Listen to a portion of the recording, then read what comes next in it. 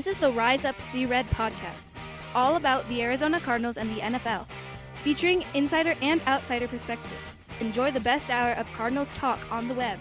Now here are your hosts, Jess Root and Seth Cox. Hello, Arizona Cardinals fans, and welcome to the latest edition of the Rise Up See Red podcast. It's episode 276, and it's our last show of training camp. I'm your host, Jess Root, from CardsWire.com, the USA Today NFL Wire site, of course, covering the Arizona Cardinals.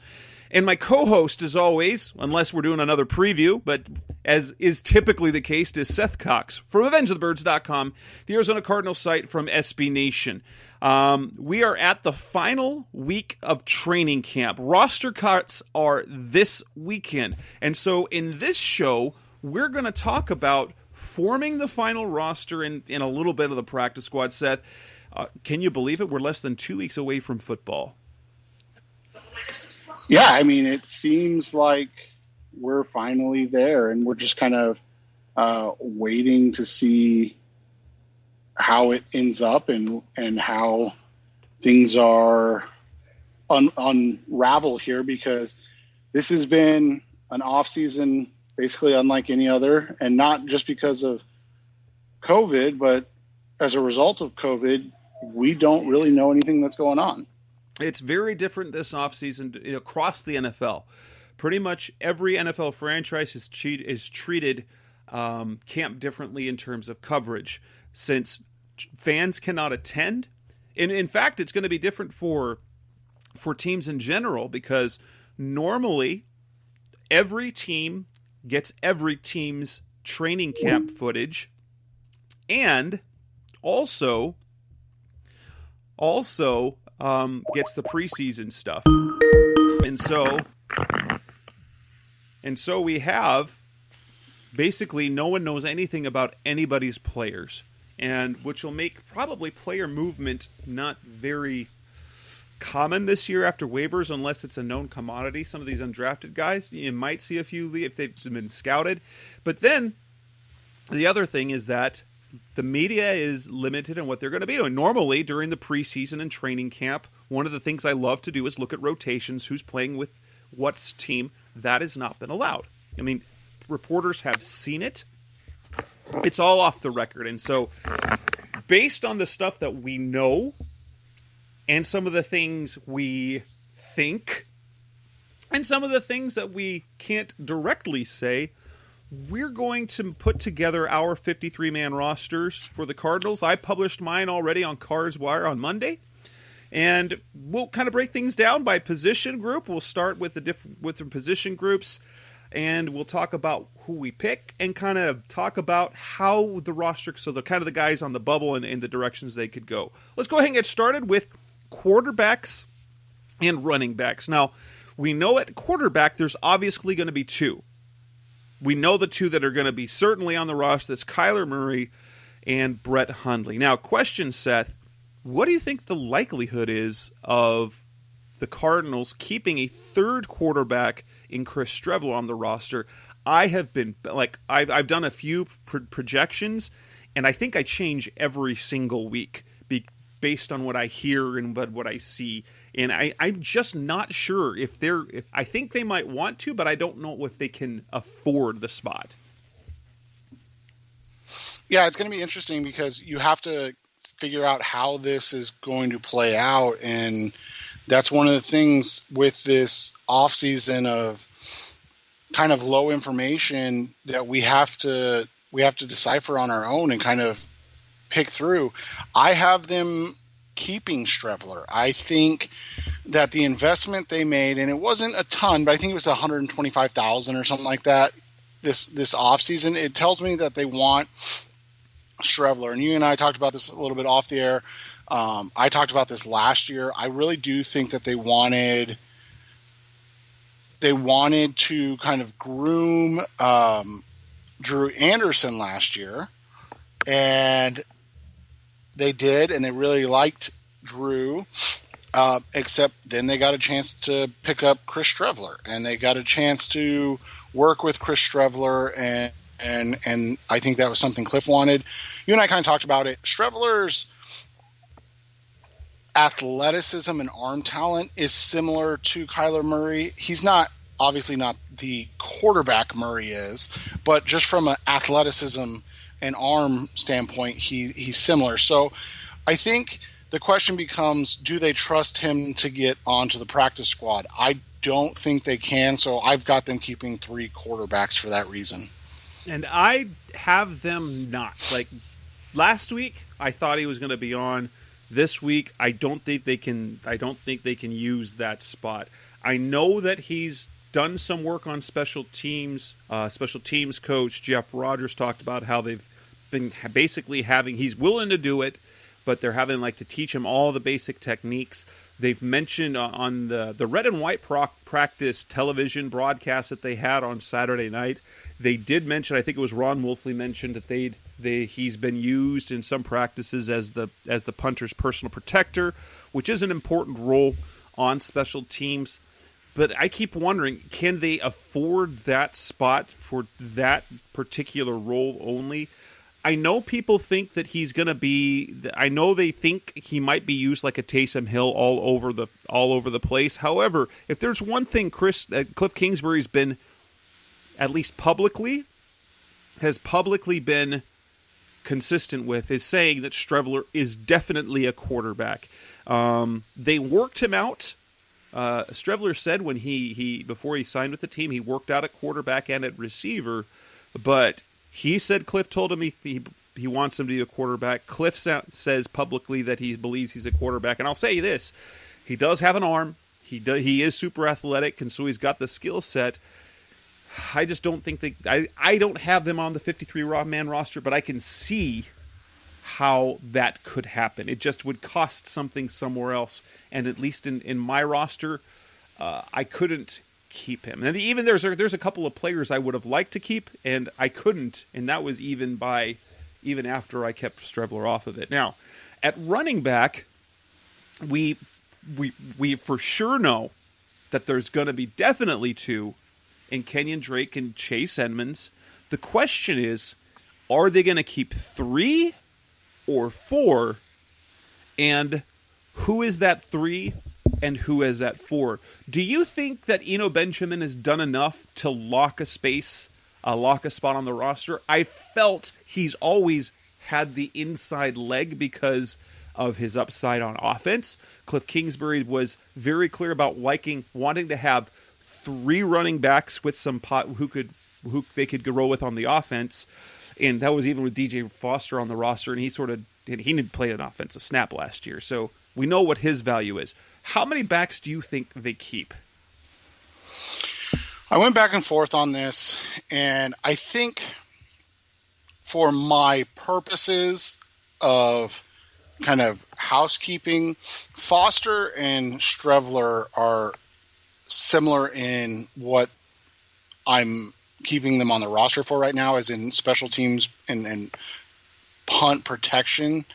But I did keep both of them. So I went with 4, obviously, Drake and Edmonds.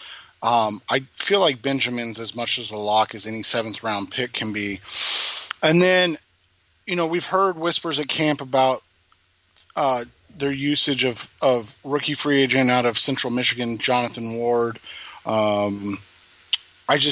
For me, it's always go with the known commodity and be wrong rather than try to shoot, throw a dart and hope that you hit one of the undrafted free agents, especially in this offseason. What's going to be interesting now, instead of Foster, I also had keeping 4, even though on my previous projections, I think all of the previous ones, I only had 3 backs. And it came down to Eno or DJ. And in each case, I had to go Eno, but I know they do like Foster on special teams. He is a known commodity. I have them, though, keeping Jonathan Ward. It kind of, in this sense, it does actually save the Cardinals a couple of $100,000 if they go that route. And that, dollars and cents might matter, that the hundred thousands of dollars might matter for the salary cap, especially with the 6 spots on the practice squad where you can have veterans, which that's never been a thing before. So a guy like Foster could be brought back to the practice squad, and being a local guy, he might or might not get claimed somewhere else. And even he doesn't get claimed, I'm sure he would be more than welcome to, more than pleased to come back and have that role at least. And so, as opposed to exposing Ward to waivers where he might get picked up by someone else, and with his potential upside, maybe in the return game, maybe on special teams, and just maybe the offensive upside, I think they keep Ward over Foster, but that Foster's probably a special teams guy. Yeah, and I mean, for me, that makes a lot of sense, and it would, alleviate some of the issues, because he would basically be a four-way special teams player, where Foster is too, but he's not a guy that's returning kicks right now. So, right. Coming up next on the Rise Up Sea Red podcast, the best of Cardinals talk on the web, we're going to talk about another couple of positions, skill positions, wide receiver and tight end. How does that play out? How many are they keeping? That's coming up next on Rise Up Sea Red. We're back on the Rise Up Sea Red podcast, the best of Cardinals talk on the web. We move to the next group of positions, which are wide receiver and tight end. The wide receiver position is really intriguing. 6 or 7 receivers is kind of the question. And who are those 5th and 6th receivers? We know 3 are absolutely rock solid on the roster: DeAndre Hopkins, Larry Fitzgerald, Christian Kirk. We think Andy Isabella is probably a lock for the roster, simply because he would be their other slot receiver.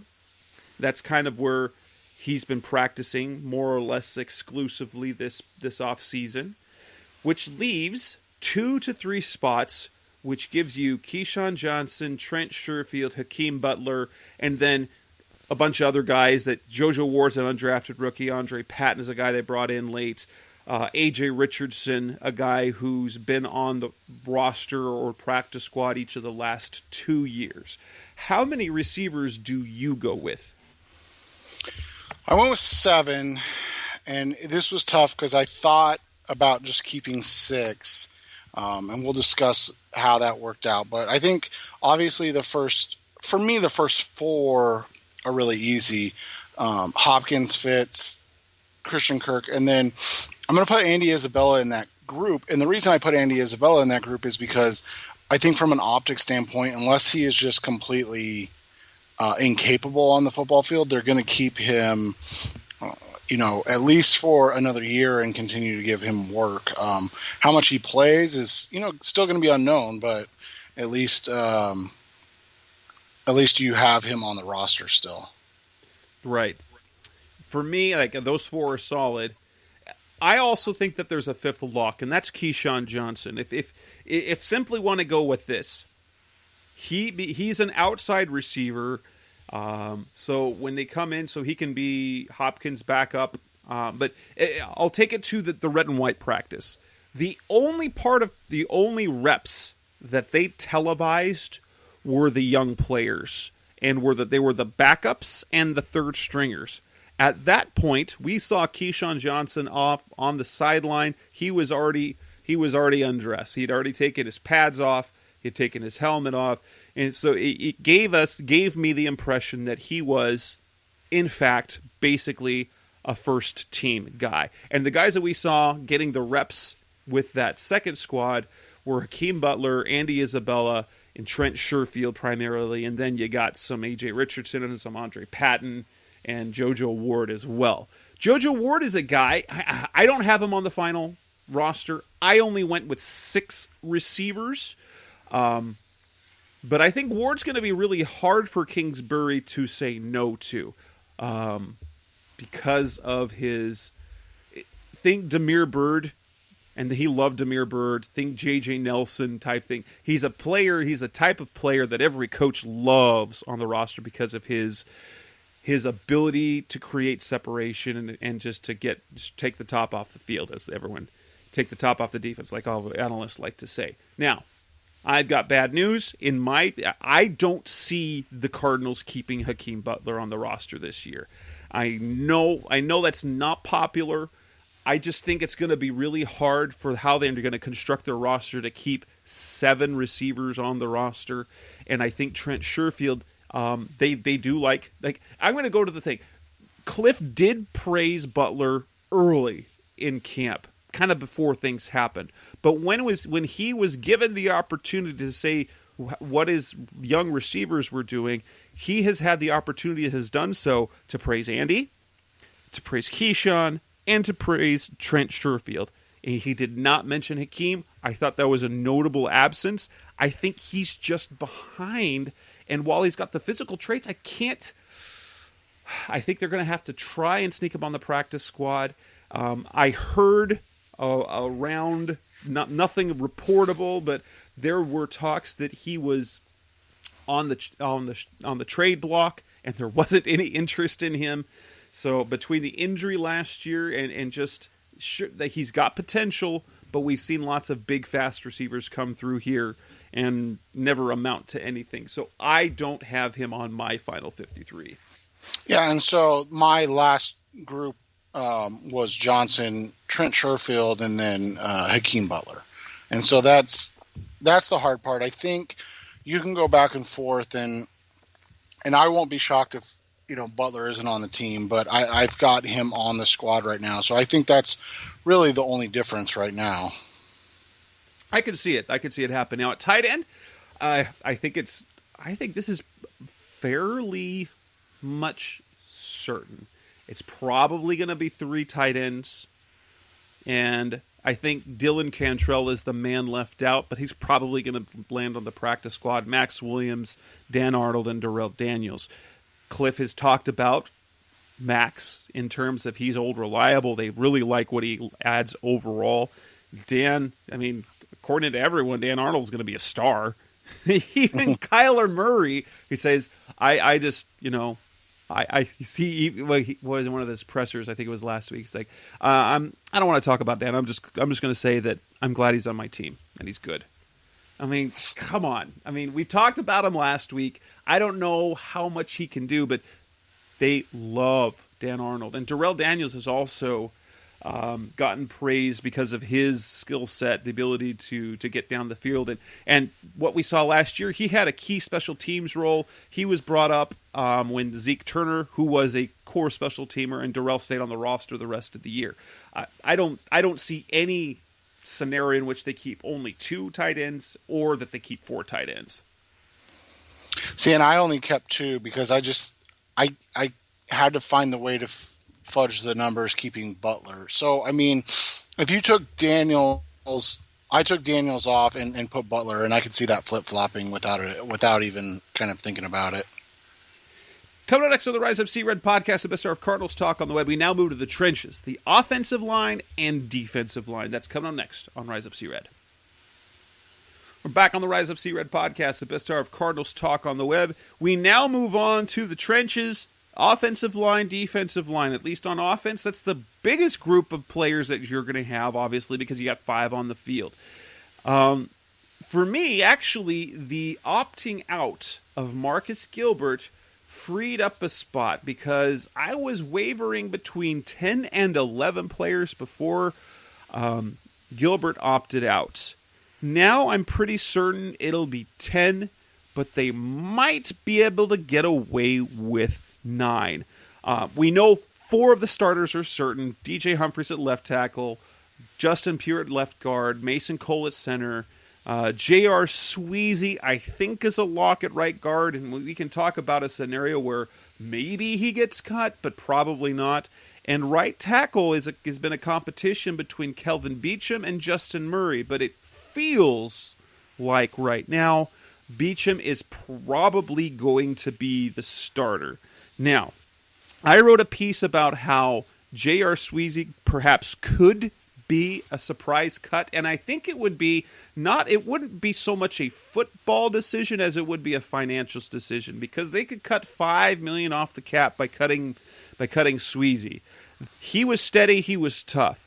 We have seen, in fact, on one of their video shows on YouTube the Cardinals put together when they were talking to Mason Cole, One of the clips they showed was with the first team line, and it was not Sweezy at right guard, but it was Justin Murray.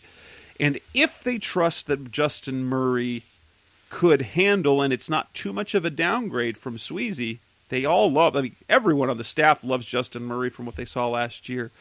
I could see a scenario where Sweezy could be let go to save the money. I don't think it's gonna happen. I think they love the continuity, but how likely do you think that could happen? I go back and forth. It really depends on their thoughts on Murray overall and what they think of Murray's ability to fit in there. I think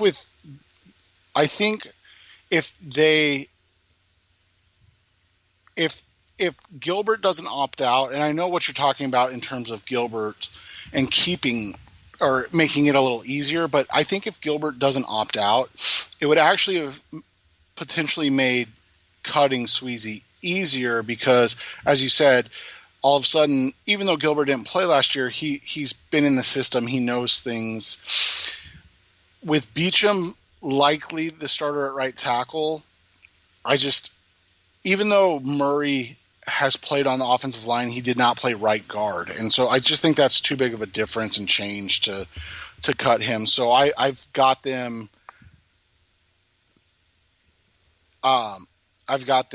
keeping him right now. So I've got them keeping 9.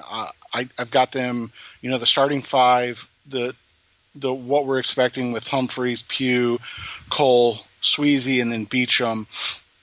And then Justin Murray is going to be their main backup, I think, just based off what we're hearing. Josh Jones, and then Max Garcia and Lamont Gaillard are the guys that are kind of the swing guys on the interior. But I think Murray's going to be the backup at 4 positions, like the initial backup at 4 positions. I mean, that's kind of the way I've heard things go about what they think of Murray. It could be, absolutely. I have them going with 10. It's really interesting how Josh Jones is kind of, he's making progress. They're happy with him. Sean Kugler, when he spoke with the media after practice on Monday, said the competition at right tackle is Kelvin Beachum and Justin Murray. Didn't mention Josh Jones other than to say that at one point, but he didn't mention it for that job. That they're pleased with him. This year is probably going to be a redshirt year, and I think maybe that the adjustment to right tackle might be greater than they want to expose him to yet. Kelvin Beachum he's a pro. He's been in the league for nearly a decade, and so I think it's easier for someone of his stature to move to the right side. And he actually has played a little more across. So his rookie year with Pittsburgh, he played different positions. He played jumbo tight end. He's played a little interior, but he had never really played right tackle. The adjustment apparently is going all right. I have them keeping 5. Sean Kugler said that there's probably 5 guys, 5 backups that he would be completely comfortable with then stepping in a game. Obviously, that's going to be Justin Murray. Probably going to be Lamont Gaillard, who's slated to be the backup center. Max Garcia, who's a guy that Kugler's coached for a couple years. He can play both interior guard positions. He can also play some center. Josh Jones is going to make the roster. The question becomes, okay, Joshua Miles, is he in or is he out? I think they like his upside. They really love his athleticism, and I'm uncertain whether he's that 5th guy or not. A guy to maybe watch for to sneak on the roster might be a guy they signed late, the kid Coda Martin, who was on the Chargers before. He could be a guy that sneaks on to the roster potentially. 9 or 10 linemen I can see going with. The question is, I think the question comes down to whether they would would trust Josh Jones in the lineup more or Joshua Miles in the lineup this year in his 2nd year. And I think they want to keep Miles around maybe another year at least. Although I think Miles, because he would definitely be a guy that ends in the practice squad if they only keep 9. Yeah, and that's kind of what I've thought, and we're going to go over kind of who we think are the potential favorites to be on the practice squad. But with Miles and Brett Toth, I think they like them, and you've told me that you've heard really good things about Coda Martin, and so I think those are the guys right now that they're trying to get onto the practice squad, and they're the ones that are going to be fortunate in terms of the Cardinals that there's really no preseason or training camp this year because nobody else is going to see what they're doing. Right. And so someone would have to have been high on them to begin with a year ago.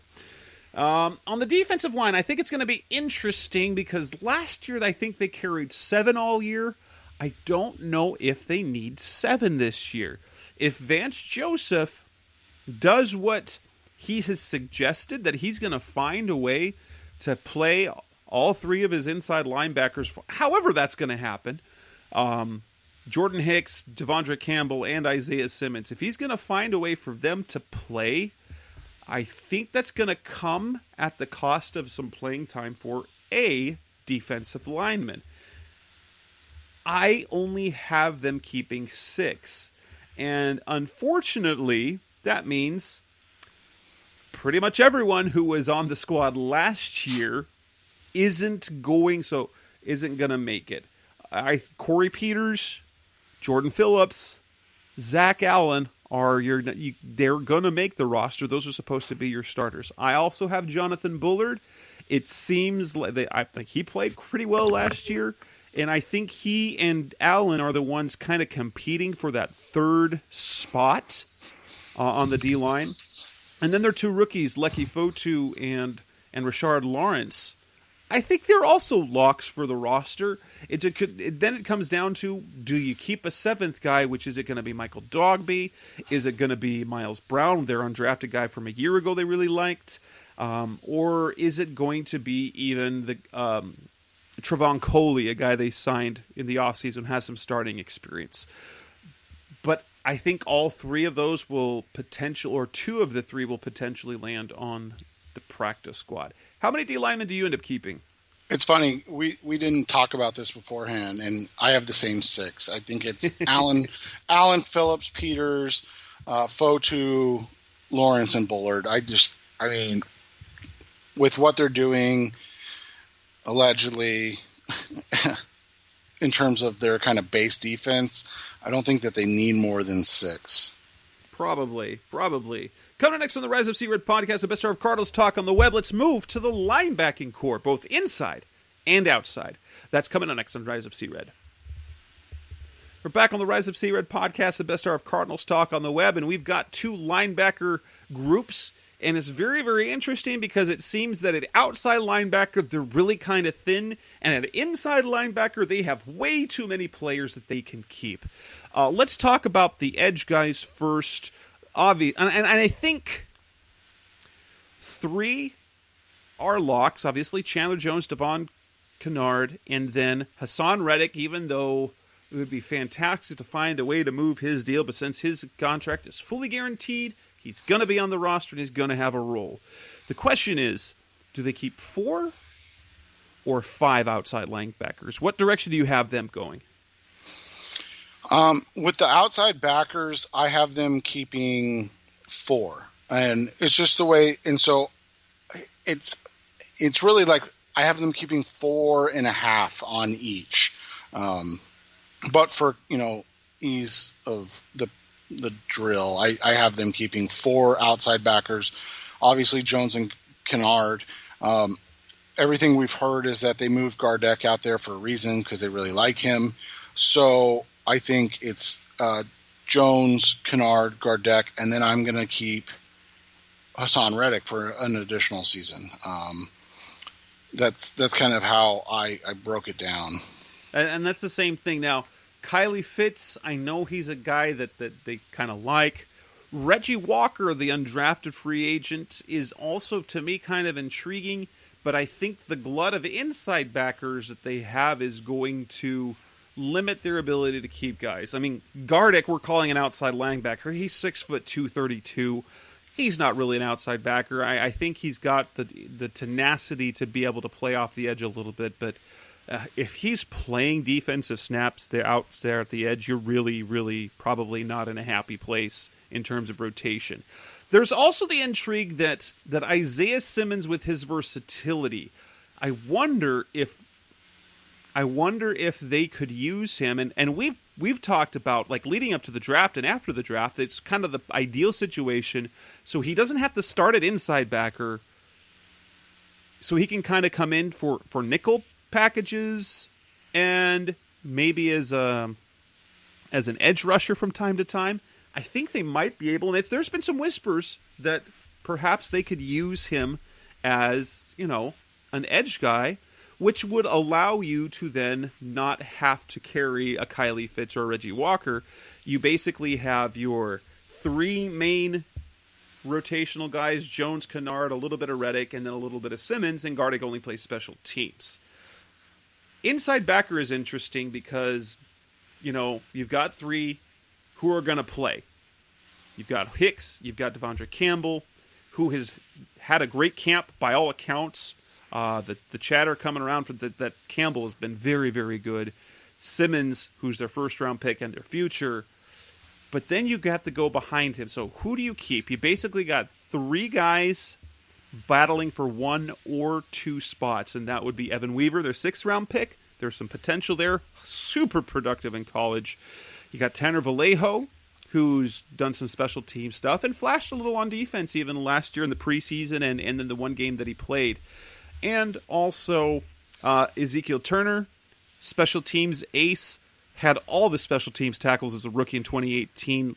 Didn't have to do so much last year as he had a nagging leg injury that he dealt with. Where do you see the roster going at that position? Yeah, I'm kind of with you on that. I mean, you've got your three basically that we know, and again, I'm just for housekeeping purposes, I'm putting Simmons at the inside linebacker spot. So Hicks, Campbell, Simmons. I think they're going to keep Weaver, and then I've got them keeping Zeke Turner. And Turner's going to be the interesting one because what do you do with him if he's not an ace special teams guy? I mean, if he's not one of your special teams guys, you're not keeping him, are you? I mean, there's no reason to at that point. No. And they kind of both, Vallejo and Turner, both offer solid play on special teams.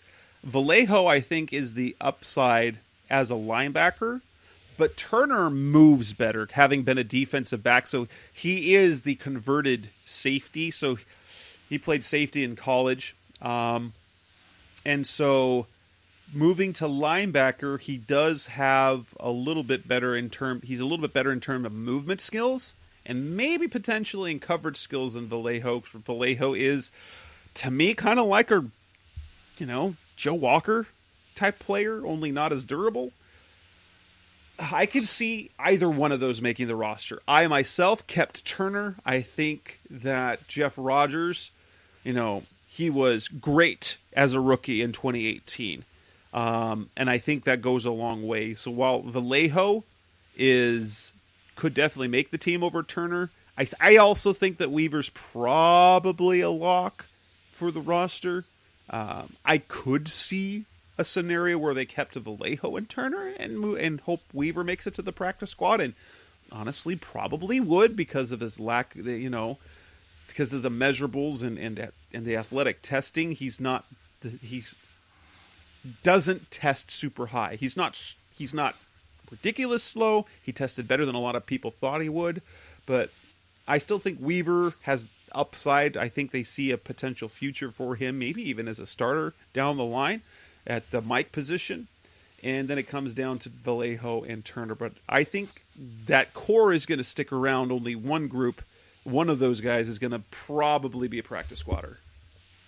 Yeah, and I tend to agree with you, and it's a coin flip for me on who it is. And so I just stuck with Turner for right now, but I definitely could see it being Vallejo over Turner. So again, it's one of those kind of, hey, flip a coin and see where it lands type thing. Coming on next on the Rise Up Sea Red podcast, the best hour of Cardinals talk on the web. Let's move to the defensive backfield, both corners and safeties. How does that play out on our roster? That's coming next on Rise Up Sea Red. We're back on the Rise Up Sea Red podcast, the best hour of Cardinals talk on the web. We move on to the defensive backs, where, I think, what does it come down to? You had 10 spots on your roster, and I also had 10 spots in mine. But how do you break that down? If you look at cornerbacks, we know 3, and then after that it gets really dicey. It really could go in any direction at all. Patrick Peterson, Byron Murphy, Dre Kirkpatrick. Those are your 3 corners who should play. After that, the guys in the mix are Ken Crawley, a veteran that they signed recently. You've got Chris Jones and Kevin Peterson, who played extensively last season. And then you've got Jace Whitaker, the undrafted rookie out of U of A, who's actually gotten some praise from Patrick Peterson, that when Robert Alford first went down and they were moving Murphy outside, Whitaker kind of flashed in the slot, kind of vying for that spot. First of all, how many corners do you have on the roster? So kind of like the linebackers, for housekeeping purposes, I did 5. So I've got Patrick, Byron, and Dre as the 3 locks. From there, I went with Crawley as my number kind of 4 corner. I think his experience and work with the team makes him, not with the team, but in the NFL, makes him valuable. And I think he's got a little more versatility than, say, a Chris Jones. The 5th guy I had is Kevin Peterson, and that's because I think he's got probably the best coverage skills of the set.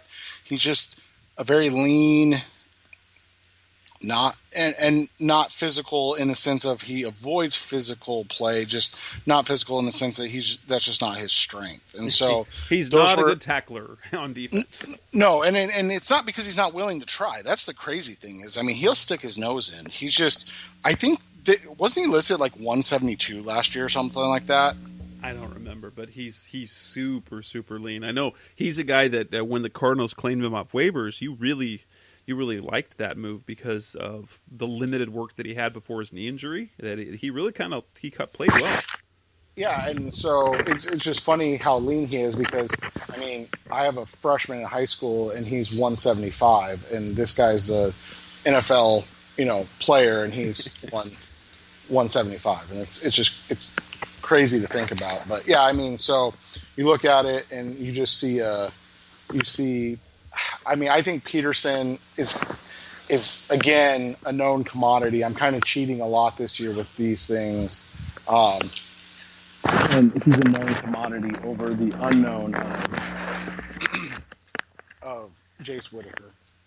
And for me, I actually sneaked 6 on the roster. And it's going to cost a safety and a guy who was an important special teams player last year, a guy that they really liked.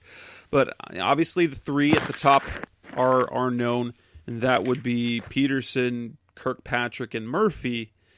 After that, I also go Crawley, the experience, and probably a little bit, I think he's a better option, than Chris Jones overall in coverage. I know Chris Jones did some nice things, and the one thing that he's super physical, so he does give you really good support in the run game. I also kept Kevin Peterson. Crawley, I think, also has some special teams upside, and while Jones didn't really last year. And Kevin Peterson gives you positional versatility because he can play inside and out. As Seth already mentioned the coverage skills. And we saw him play some on special teams last year as well. Athletic and fast. And all these guys are fast, don't get me wrong, but he's kind of a different speed than some of these other guys. And so when you talk about him on specials and coverage units, that's something that gets weighed into these decisions. And then I actually have them sneaking in a sixth, and that would be Jace Whitaker. I think it gives them an extra, and I think from people who know him from U of A, he also offers upside and specials. But I think a guy that you can groom to play some slot, he probably is going to be practice squad, but I get a feeling that the two undrafteds that I have on the roster, and Jonathan Ward and Jace Whitaker, are both have a real shot at the roster. The fact that Patrick Peterson named him specifically was really kind of promising. And at safety, obviously, since I went with 6 corners, that means there's only 4 safeties left, while you have 5. I mean, the starters, they're going to be Budda Baker and Jalen Thompson. After that, you have to decide what you do with the final 3. Do you do Deontay Thompson, Chris Banjo, Charles Washington, and hopefully if his injury isn't serious, Kentrell Bryce is a guy that actually the Cardinals have been kind of pleased with thus far, but he went down to the red and white practice. It looked really bad. Cliff Kingsbury said it wasn't as serious as it originally thought, so maybe he's a guy that they keep around. Banjo, they've got some guaranteed money on his contract this year. He was Charles Washington was their first choice last year. Banjo they picked up after Washington got hurt, but Banjo got playing time on defense and carved out a little bit of a niche on the defense, playing because he's tough and physical. Washington doesn't play a lick on defense, but he was key on special teams. He was one of their gunners, and I couldn't find room for Washington on the roster. That's happened on every single projection. I like Washington, and I know the role that he had a year ago, although he did miss a few games with an injury, which was why Banjo was brought in. So Washington got squeezed in my case, and I kept Deontay and Banjo. Yeah, and I took the Whitaker position, and I kept both Washington and Banjo. So I mean, like we said, the 3 on top seem to be as much of a lock as they can be.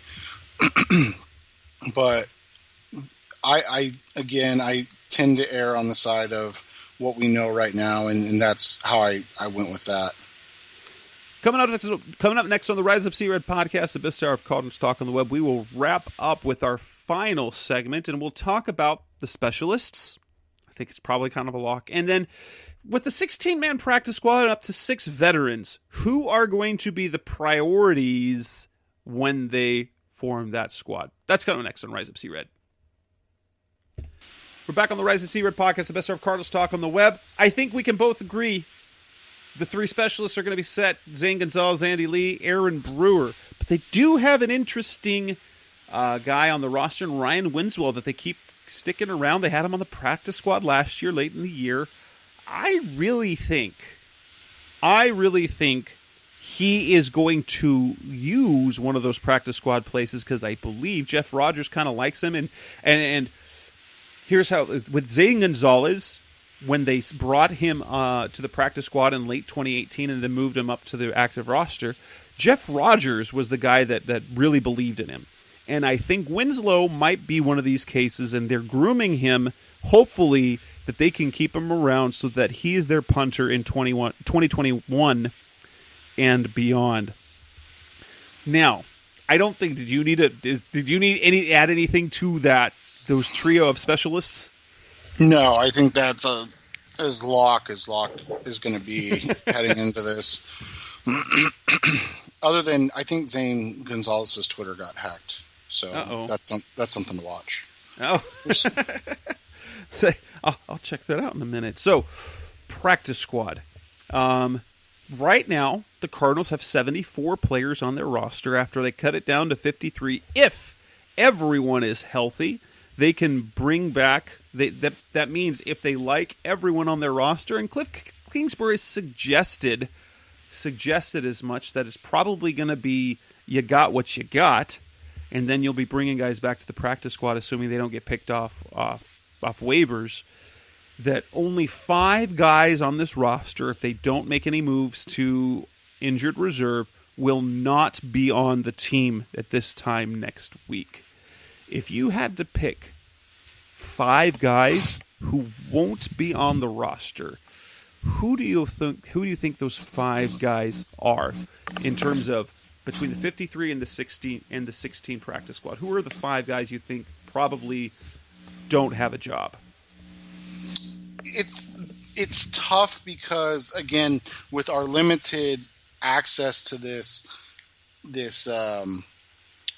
season or this off season in this training camp, it just makes it a little tougher. But I think the kind of 5 easiest ones for me are Andre Patton, Sam Jones, Johnny Dixon, and then on the defensive side, I went with the Kylie Fitz and excuse me. And then the final one was a little bit more difficult because you've been talking about that they like Kentrell Bryce, and he was my 5th, like not going to happen guy. So, but I'll stick with that for right now. I actually like that list that you've got. I think maybe they keep Kylie Fitz instead of Reggie Walker, but maybe the upside of Reggie Walker, the undrafted kid out of Kansas State, is the intrigue. I think A.J. Richardson might be on the block as well. I think JoJo Ward's going to stick around. I think Hakeem Butler might stick around. But if you have if there's some injuries that could factor in, Johnny Dixon, I didn't see him at either practice that I attended. He did not participate in either one, so he might be one of those waived injured guys that ends up on IR. Maybe Kentrell Bryce, depending on his injury, and so that cuts it down to. But you've got a couple. You've only got a few spots. I think it's going to be one or 2 receivers. I think Sam Jones is probably a good choice there as well. And I think Dylan Cantrell's an interesting one because I know that they like him and he's got the connection with Cliff. It's just in this offense, if you like Dan Arnold, which apparently everybody does, then you're not going to let Dan Arnold leave. And Cantrell really is just a similar player to Dan Arnold, just not as big. So I don't think he replaces Daniels, and there's no way he replaces Williams in terms of what they do for the roster. That's true. I think they do keep him on the practice squad. I think for anything else, I do as well for scout team for purposes, since they'll need a couple of tight ends. And if you don't want Dan Arnold playing on scout team, you've got Durrell and you've got Cantrell, where you can run your 2 tight sets and things like that. But yeah, I think pretty much everyone we're going to see back. I think the players that they have the highest likelihood of being claimed elsewhere, if they are cut, I think JoJo Ward comes to mind as a guy that, and then Hakeem Butler is probably a guy. Hakeem, Jonathan Ward maybe if the Cardinals don't keep him. I think Strevler is an interesting one if they cut him. In terms of getting through waivers, Joshua Miles is another guy. I mean they were able to trade Corey Cunningham last year, and Miles is pretty much the same guy, I felt. Yeah. Those defensive linemen are always tough because Coley and Dogby just feel like guys that are going to be hanging around the league for 6-7 years in terms of being on a roster for a couple weeks, then getting cut, and then being on just kind of those guys that play forever but don't really play a ton. Right. And so that's their feeling. So I think Whitaker is going to get picked up if he gets cut. I don't know, because corners get a chance. I mean, you and I talked about it off the air. I was really surprised by the Zane Lewis cut just because I know multiple teams that liked him. And then he got picked up. And so that's why it was interesting that he got cut. But then I kind of was thinking about it. It makes sense if they wanted to try to get him to the practice squad to cut him now and force a team to make a decision on another guy, rather than let him kind of be out there with everybody else. So this year's going to be just really interesting, man. Like, I'm telling you, it's going to be interesting. Like, even a Ryan Winslow, if a team's not happy with their punter and how things happened in training camp, Winslow's a known commodity in the league. And so it's going to be hard to see him getting to the practice squad. But I think, we talked about this last week. I don't think just a kicker or just a punter. I think they need a punter and a kicker on the practice squad this year, because God forbid somebody tests positive on a Saturday. You better have somebody like that knows your schemes ready for Sunday. That's true. Although in terms of distancing, it's easy to keep your specialists right. Your specialists away from guess everybody. What? The specialists, since the beginning of football, have been off on their own forever. If you've ever seen specialist practice, they're off on their own, doing their own thing. They practice for about half the time. Even in high school, they kick a few field goals, do a few trick shots, and then they leave. So it's a good life. Yeah, exactly. So it'll be interesting.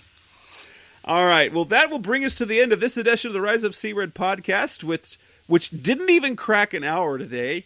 We've done well in the last couple of shows, keeping it as the best hour of Cardinals talk on the web. We'll be back next week. Sometime next week after the roster is set, we'll be able to react to that and then actually preview week 1. The 49ers. It's coming up. That's coming up in 2 weeks. We will have a show next week again. That's Seth Cox. I'm Jess Root. This is the Rise Up Sea Red podcast. We'll be back in next week. Go Cardinals. Thanks for listening to the latest edition of the Rise Up Sea Red podcast. Listen to previous episodes and subscribe to the show on Apple Podcasts, Stitcher Radio, Audioboom, or many other podcast platforms so shows are delivered directly to your mobile device. Please give the show a 5-star rating and always support the sponsors who support the show. We'll be back soon for the best hour of Cardinals talk on the web. Rise up, Red Sea, be Red Sea Red, and of course, Rise Up Sea Red.